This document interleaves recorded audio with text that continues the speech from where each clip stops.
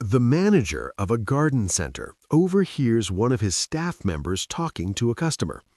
"No, we haven't had any of that in ages," he says, "and I don't know when we'll be getting any more." The customer leaves, and the manager walks over to give him a telling off. "Never tell a customer we can't get them something," he says. "Whatever they want, we can always get it on order and deliver it. Do you understand?" The staff member nods. "So what did he want?" asks the manager.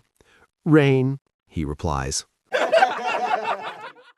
An old pastor lay dying.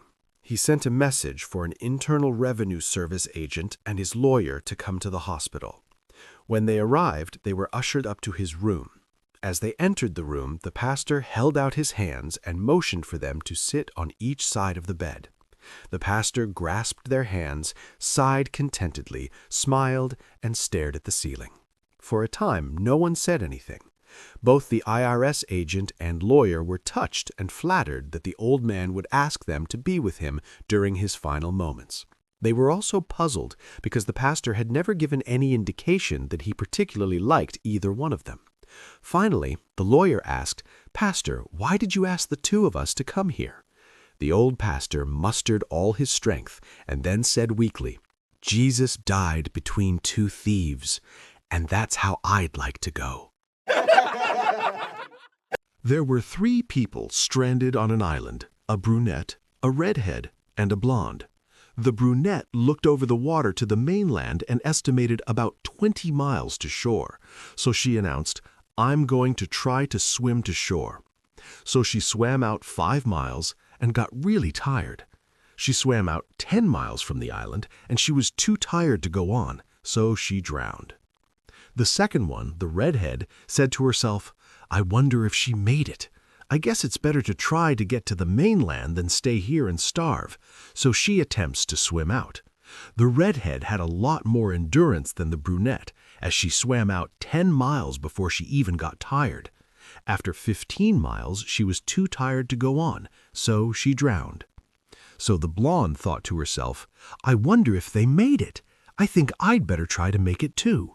So she swam out 5 miles, 10 miles, 15 miles, and finally 19 miles from the island.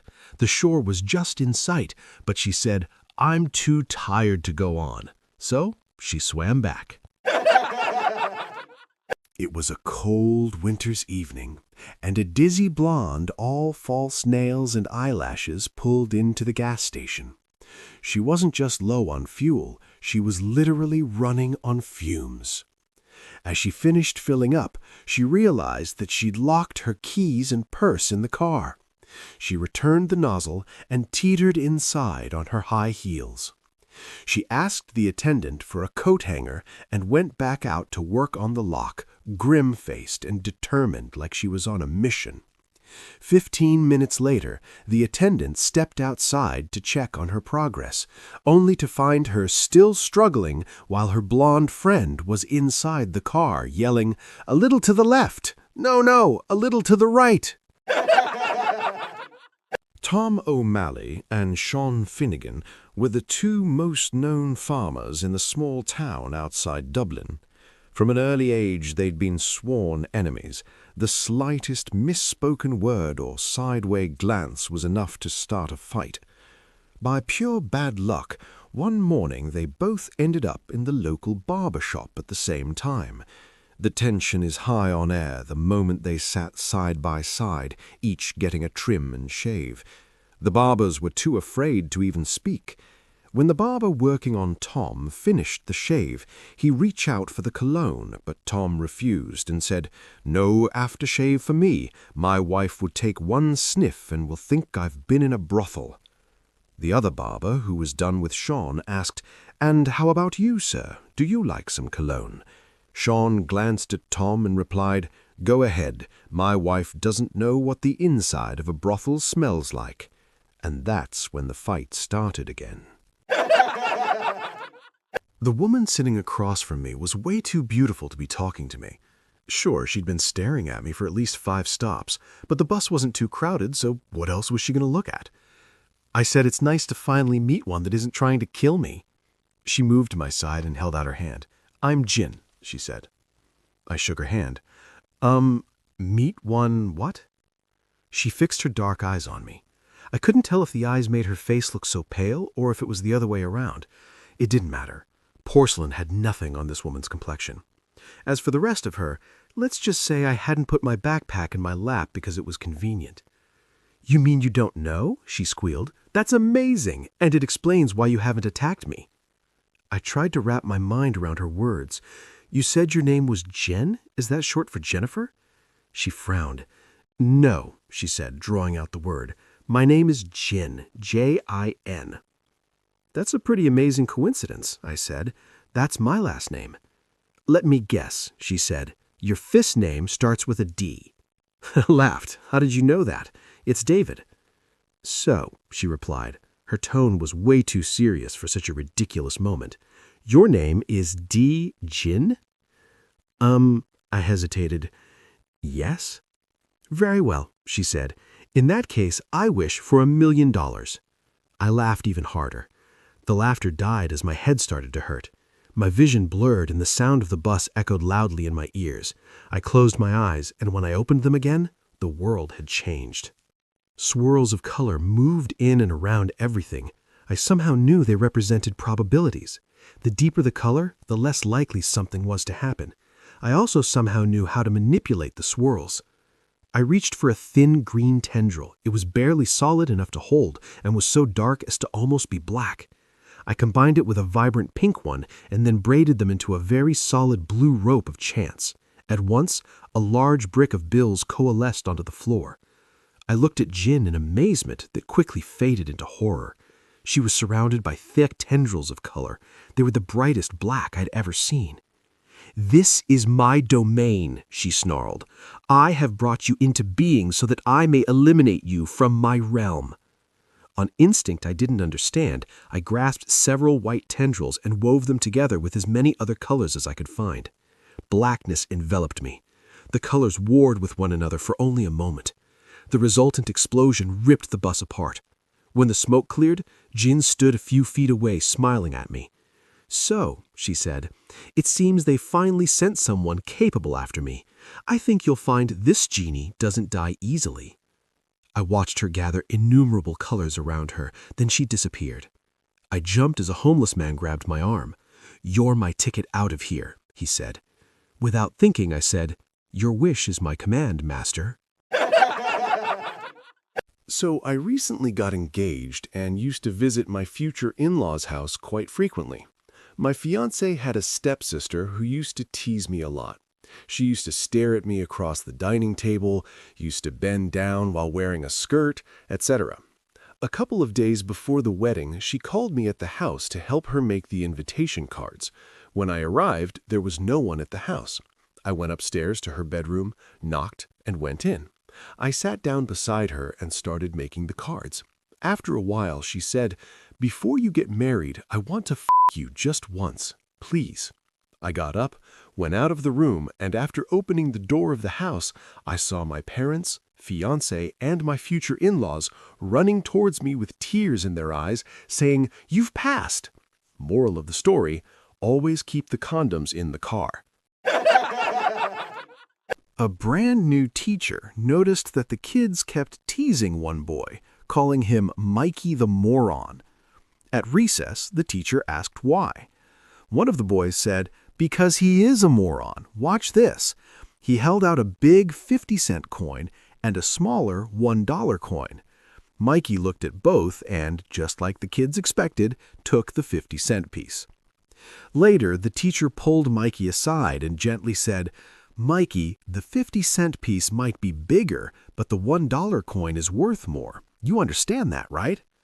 Mikey sighed and said, Of course I understand that, sir. Then why do you always choose the 50-cent piece? Mikey grinned and replied, Because the day I take the dollar is the day they stop giving me money. Two good old boys in an Alabama trailer park were sitting around talking one afternoon over a cold beer after getting off work at the local Nissan plant. After a while, the first guy says to the second, If I was to sneak over to your trailer Saturday and make love to your wife while you was off hunting and she got pregnant and had a baby, would that make us kin?" The second guy crooked his head sideways for a minute, scratched his head, and squinted his eyes, thinking real hard about the question. Finally, he says, "Well, I don't know about kin, but it would make us even." A retired elderly couple returns to a Mercedes dealership where the salesman has just sold the car they were interested in to a beautiful, leggy blonde in a miniskirt and a halter top. The old man was visibly upset. He spoke to the salesman sharply. "Young man, I thought you said you would keep the car until we raised the asking price by $55,000, said the older man. "But I just heard that you got the $45,000 deal for the beautiful young lady over there. And if I remember correctly, you insisted there was no way you could discount this model." The salesman took a deep breath, cleared his throat, and took a large glass of water. "Well, what can I tell you? She had the money ready, didn't need any financing help, and, sir, just look at her. How could I resist?" replied the grinning salesman sheepishly. At that moment, the young woman approached the elderly couple and handed them the keys to the car. "There you go," she said. "I told you I could get that idiot to lower the price. See you later, Dad." The light turned yellow just in front of him. He did the right thing, stopping at the crosswalk, even though he could have beaten the red light by accelerating through the intersection. The tailgating woman was furious and honked her horn, screaming in frustration as she missed her chance to get through the intersection, dropping her cell phone and makeup. As she was still in mid-rant, she heard a tap on her window and looked up into the face of a very serious police officer. The officer ordered her to exit her car with her hands up. He took her to the police station, where she was searched, fingerprinted, photographed, and placed in a holding cell. After a couple of hours, a policeman approached the cell and opened the door. She was escorted back to the booking desk where the arresting officer was waiting with her personal effects. He said, "I'm very sorry for this mistake. You see, I pulled up behind your car while you were blowing your horn, flipping off the guy in front of you, and cussing a blue streak at him. I noticed the 'What Would Jesus Do' bumper sticker, the 'Choose Life' license plate holder, the 'Follow Me to Sunday School' bumper sticker, and the chrome-plated Christian fish emblem on the trunk, so naturally, I assumed you had stolen the car." A blonde walks into a store and sees a shiny object on the shelf. She asks the clerk, "What is that shiny object?" The clerk replies, "That is a thermos." The blonde then asks, "What does it do?" The clerk responds, "It keeps hot things hot, and it keeps cold things cold." The blonde says, "Oh, I could use something like that. I'll take it." When she comes to work the next day with her new thermos, she spots her boss and shows off her shiny new thermos.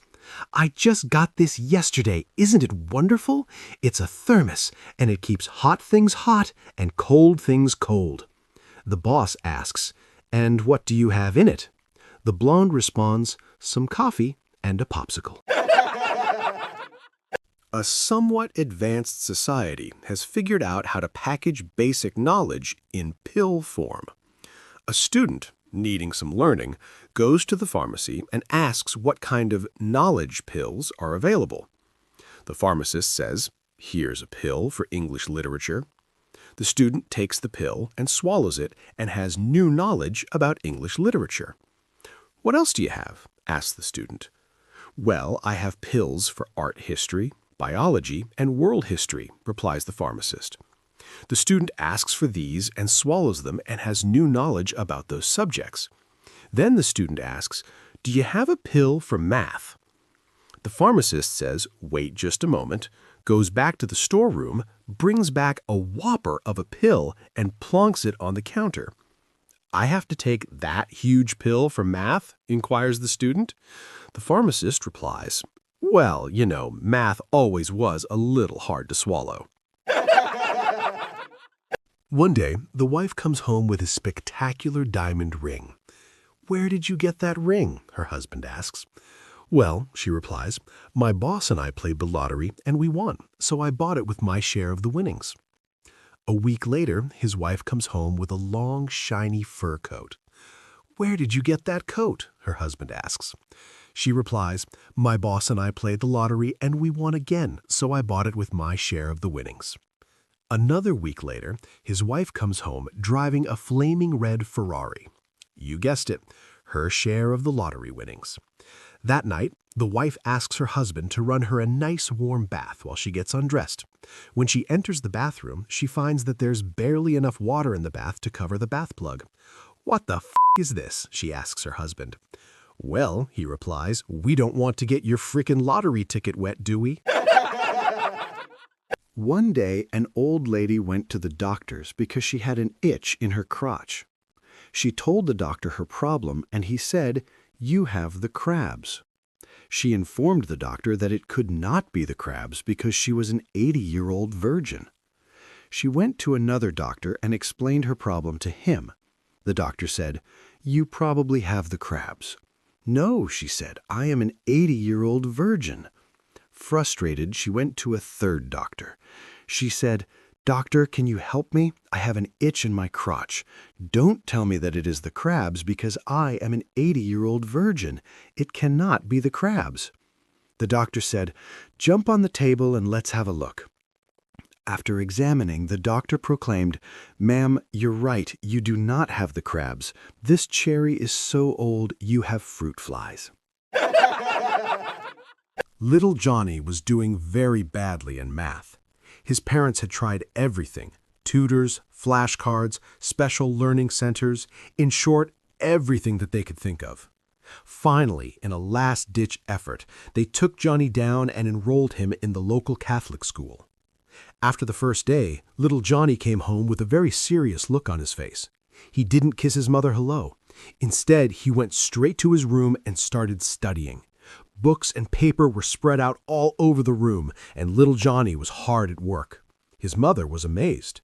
She called him down to dinner and, to her shock and amazement, the minute he was done, he marched back to his room without a word, and in no time he was back hitting the books as hard as before. This went on for some time, day after day, while the mother tried to understand what had made all the difference. Finally, little Johnny brought home his report card. He quietly laid it on the table and went up to his room and hit the books. With great trepidation, his mom looked at it, and to her surprise, little Johnny had gotten an A in math. She could no longer contain her curiosity. She went to his room and said, "Son, what was it? Was it the nuns?" Little Johnny looked at her and shook his head. "Well then," she persisted, "was it the books, the discipline, the structure, the uniforms? What was it?" Little Johnny looked at her and said, "Well, on the first day of school, when I saw that guy nailed to the plus sign, I knew they weren't fooling around." So last week, I decided to be a responsible adult for once and go to the gym. You know, just to see if my athleticism was still in there somewhere under all the Netflix and nachos. I walk in and everything's new and shiny. People are lifting weights like they're auditioning for the Avengers, and I'm just trying to figure out how to adjust the seat on the leg press without pulling a hamstring. Anyway, I finally settle on the treadmill. Safe choice, right? I start walking, feeling good, confident. I crank it up to a jog, even glance around like, yeah, I belong here. I could totally be in a protein shake commercial. Then, out of nowhere, the treadmill decides we're training for the Olympics. It kicks up to sprint mode. My legs are flailing, my arms are doing the Macarena, and my water bottle shoots off like a missile into someone's protein shake. A trainer runs over and goes, "Sir, are you okay?" I say between gasps, "Yeah, I'm just testing the emergency stop feature." He looks at me dead serious and says, "Sir, this treadmill isn't even on." A young blonde landed a job as a physical education teacher for a group of 16-year-olds. As she supervised the students playing soccer on the field, she noticed one boy standing alone at the far end, away from the group. Feeling sympathy for the boy, she approached him. "Hey there, everything all right?" she asked kindly. The boy nodded. Sensing his reluctance to join the game, she encouraged him, saying, "You can go and have fun with the others, you know." To her surprise, the boy shook his head. "I think it's best if I stay here," he replied. The teacher inquired further, "And why is that, honey?" The boy looked at her confused and said, "Because I'm the goalie." Laughing together not only fosters connection, but also eases tension and brightens even the simplest of moments. In a world often filled with stress and seriousness, moments of levity like this remind us of the joy and simplicity found in laughter. A man was working in the garden, and his wife was about to take a shower. He realized that he couldn't find the rake and yelled up to his wife, "Where is the rake?" She couldn't hear, and she yelled back, "What?" He pointed to his eye and then pointed to his knee and made a raking motion. His wife wasn't sure and said, "What?" He repeated the gestures, "I need the rake." His wife replied that she understands and signals back. She first points to her eye, next she points to her left points to her backside, and finally to her crotch. Well, there is no way in hell he could even come close to that one. Exasperated, he went upstairs and asked her, "What the hell was that?" She replies, "I left tit behind the bush." Norman, an old retired sailor, puts on his old uniform and heads for the docks once more for old time's sake. He engages a woman of the night and takes her up to her room. He's soon going at it as well as he can for a guy his age, but needing some reassurance, he asks, "How am I doing?" The lady smoothly replies, "Well, Norman, you old sailor, you're doing about 3 knots. "3 knots?" he asks. "What's that supposed to mean?" She says, "You're not hard, you're not in, and you're not getting your money back." Husband's email to his wife. A sailor sent an email to his wife, informing her that his ship would be returning from deployment a day early. Arriving home, he found his wife with another man. Upset, he stormed off and got a room at the Navy Lodge to decide what to do next. His thoughts were interrupted by a call from his mother-in-law. "Bill," she said, "I checked with my daughter, and as I expected, there is a perfectly good explanation for this whole episode." "This I've got to hear," the sailor said. "It was an honest mistake," the mother-in-law said. "She never got your email." A man gets the words "I love you" tattooed on his penis. He goes home and shows his wife. His wife says, "Don't try to put words into my mouth."